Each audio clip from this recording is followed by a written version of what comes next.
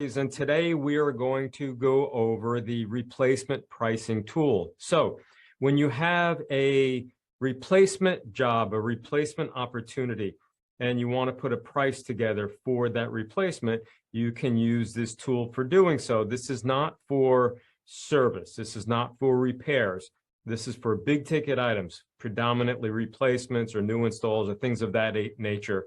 So you can use this tool. I will go through the replacement pricing tool with you line by line and show you exactly how to use it. I'll share my screen here and we can begin. So what you're seeing here is the replacement pricing tool. In the replacement pricing tool, there are two tabs. You have the cost worksheet, which we're looking at now, and then the pricing guide, which we'll go over in just a few minutes. In here, we want to put in some information. So we can put in whatever today's date, today being the 19th of October, and customer information. All right, we put the customer address, contact, phone number, email, all those sorts of things. Here on this top line here, at least this set of area here, by the way, anytime you see blue, any areas that you see blue, you can fill information out there. So here where we have a vendor, you can choose to put in a vendor name, like who you're going to purchase this equipment from. So this top area is all for equipment. And here we're going to say, you can put a vendor in there, and the next line, equipment, you can put the equipment in there. Let's, if we're going to say air conditioning, so we're going to put condenser. All right. And the part number, whatever that part number is, how many you're going to have, and then the unit cost. What does it cost you before tax? So let's say this condenser costs us $935. Then we're going to put in an air handler. All right, part number, quantity, and the cost for the air handler is $425, okay?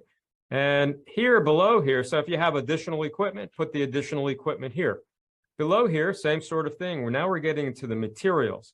So here's where you put in your vendors, okay? What vendor you're going to purchase the materials from. And here you're going to put in all your ancillary materials, whatever it is, ductwork, electrical connections, pipe, PVC, copper, anything at all. I would line item all of them, a part number. Okay, how many? And how many for this material? How much per each unit for this particular material? And I'm just throwing in numbers here at random, okay? So let's just say, additional materials. Again, I would line item all of them, okay? And total quantity, and again, $450. So for the purposes of this exercise, we're listing total equipment here. We're listing all of the materials here. Again, you should getting to the good practice of line iteming all of these materials and all of the equipment. Put in your models, put in all of that. This will get you into a far better habit of making sure that everything is correct and your model numbers and all of that are all correct. So once you're completed with all of the materials, here is where you're going to put in some job information.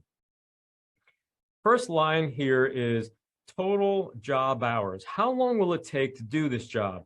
Don't confuse this with man hours. It doesn't matter how many people you're going to put on this job at the moment. It's just how long will this job take? Is it an 8-hour job? Is it a 4-hour job? Is it a 12-hour job? We're going to say this is an 8-hour job. Again, don't worry about how many people at this point. On this next line, here's where we talk about how many people. So number of lead installers needed. How many lead installers? How many lead people are you going to need to do this? We're going to say it's one lead installer. How many apprentices or helpers are we going to need to do this? We'll say we need one apprentice or helper. Total installer hourly rate, your top installer hourly rate. In other words, what does your top installer earn? It doesn't matter if you're sending your top installer, but in order to calculate these jobs and keep them consistent, we always want to take our top installer's hourly rate. So we'll say our top installer's hourly rate is $30 an hour. And then our top apprentice's hourly rate, same scenario here. We we don't want to change this each time. We're going to always use our top apprentice's hourly rate. So we'll say our top apprentice hourly rate is $20 an hour. And total labor burden. So labor burden is your taxes, your insurances, all your benefits, anything associated with the employees as a percentage. If now here you're going to take a look at you're going to need to see your financials for that. But if you're not sure, it'll range anywhere from 25 to 60%. We'll just put in 35% here for the purposes of this exercise, but you are going to need to know what your labor burden is. Warranty costs per system. Even if you're not purchasing extended warranties or you're not doing anything, purchasing a warranty outside, there's still a cost associated with warranty. So some of your jobs are going to have warranty work. So there's going to be a cost associated with that. And if you have that data, great. If you don't have that data, typically you're looking at a warranty cost per system of about $125.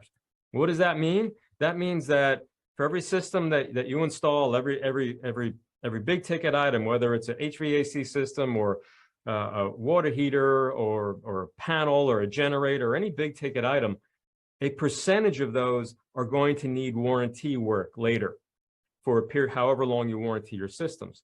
So we want to factor that dollar value in now. And again, typically it's about $125. Yours may be different. If you're not sure, 125 is a good number to go with.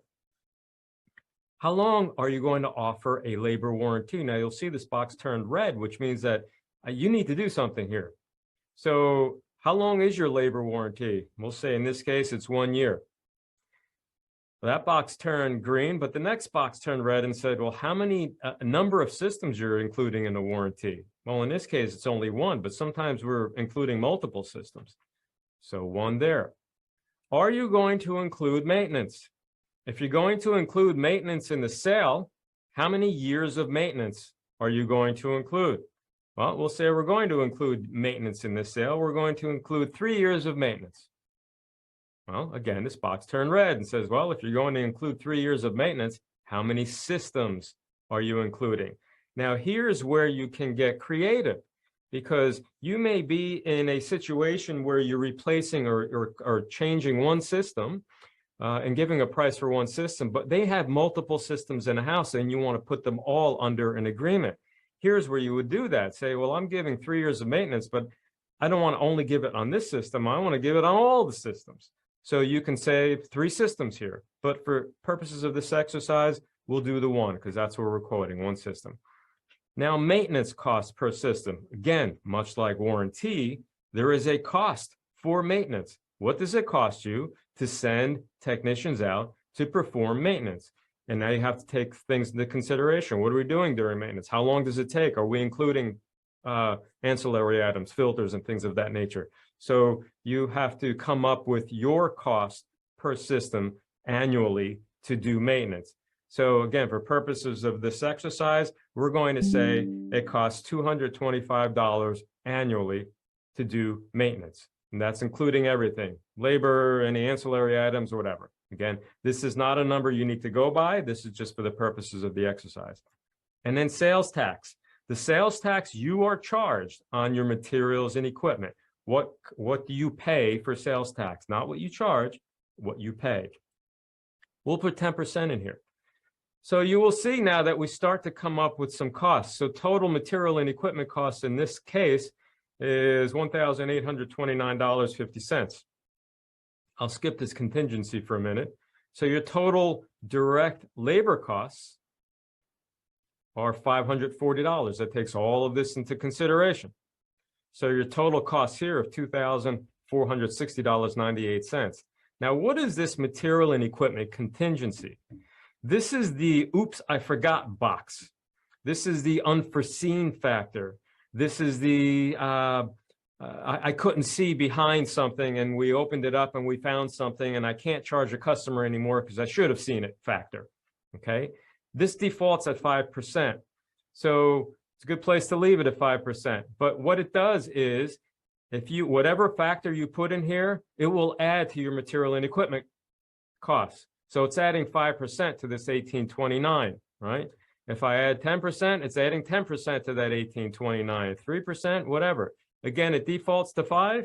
You could change it to whatever you want. You could put it at 0 if you want. I highly recommend you always have some contingency in here, even if it's 1 or 2%.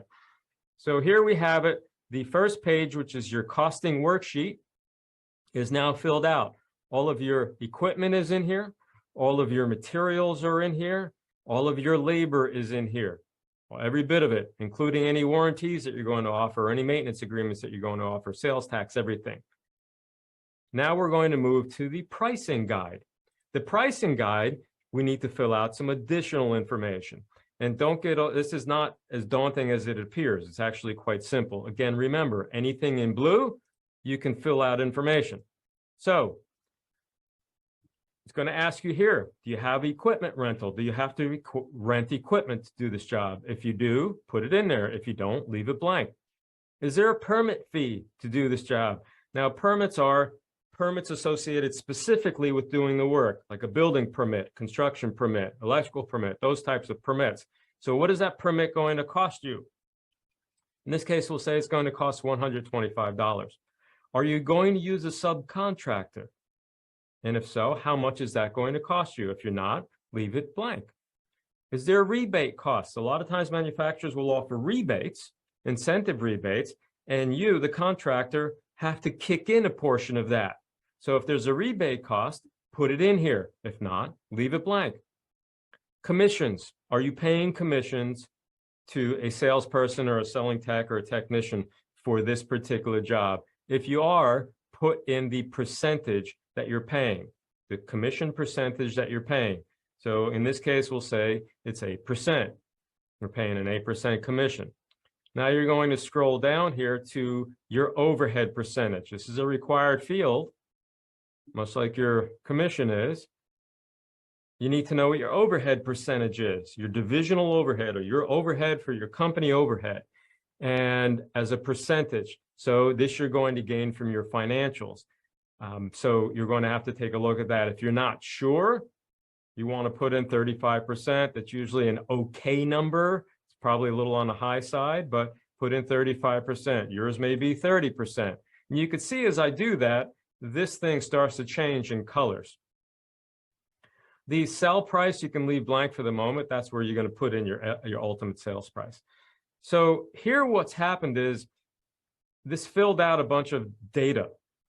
And anything in green is good, anything in yellow is a caution, and anything in red is a no-go. We want to have a desired gross margin of 60%. That's your kind of desired gross margin, minimum anyway. A minimum desired net profit of 20%. Right? If yours is different, that's fine. But 20% is a good number. And a minimum desired labor ratio of 3.0. And what is a labor ratio? It's basically the amount of labor compared to the selling cost of the job. If the labor it's just excessive, exceeds a 3.0 percentage, it will turn red. It will turn that labor percentage column red. And now you have something to look at and say, there's some red flags here, something's not right. So those are the criteria. And what I always look for is greens all the way across. If I have greens all the way across, I'm good. So the selling price in this case for this particular job, given the criteria we put in, is $8,922. This will give us a 60% gross margin. It will give us a net profit of $1,962 with a 22% net, and the 9.91 labor ratio meets all the criteria here. Now, if this is, now we have to take some other factors into consideration. Am I super busy? Do I have a lot of work right now? Can I, or do I need work right now? So if I'm super busy and have a lot of work right now, I can stick with this number. I may even choose to go a little higher, but I can stick with this number. If I need the work right now and it's difficult or whatever, we can start to move down, but now it comes down to your tolerance level. How far down below of a gross margin do you want to go? So you want to get down to 55, 56, that's still in the caution area, right? So that's still okay. It's not terrible. You're still making 15% on this job. So this job would be $75.93. Okay. Now, when we get below, we start seeing reds. Now we're in a no-go zone. You sold this job for $7,435. You're only at a 52 gross margin. You're going to make 14% net. Again, comes down to your tolerance level and what your budget dictates.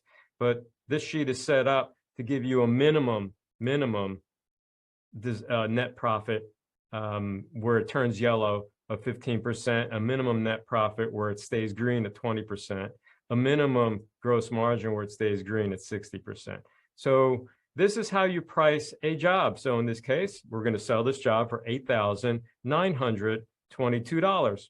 So $89.22 is the number we sell this job for. Now you have a documented sheet here. You can print this, you can save it, whatever you want to do, and you can show that this is the job and how you arrived at the cost. You can put this into your CRM, into your flat rate system, however you're pricing your jobs. But here gives you a full breakdown of the job, your total material costs, your contingency number, sales tax, equipment costs, and so on. And even further down, it gives you your total material and contingency, your tax, your subs, your crane, if you had a crane, labor, warranty, years of maintenance, years of warranty, all of that is all listed for you here. So you have a running record so you can enter it into a CRM if you have one. And that is the replacement pricing tool. Of course, if you have questions and need additional help, give us a call here.